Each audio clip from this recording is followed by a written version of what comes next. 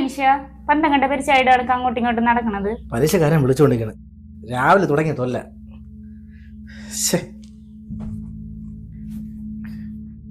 അത് ഇതുവരെ കൊടുത്തില്ലേ? ഇല്ലടി, ഇതൊന്നും സെറ്റ് ആയില്ലേ. സെറ്റ് ആക്കണം. അയ്യോ ദോ വിളിക്കണ.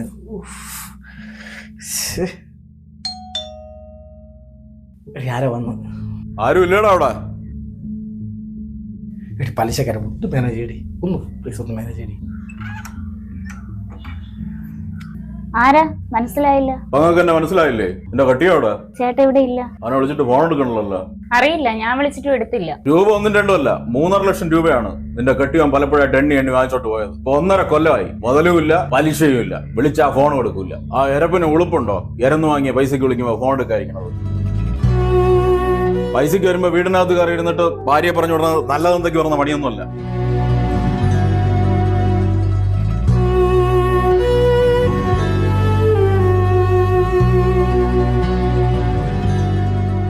അവൻ ഇവിടെ ഇല്ലെന്ന് നീ അങ്ങ് പറഞ്ഞാൽ ഞാൻ അങ്ങ് വിശ്വസിച്ച്. വീട്ടിനകത്ത് കയറി നോക്കാൻ വകുപ്പൊന്നുമില്ലല്ലോ, അതുകൊണ്ട് ഞാൻ പോണം.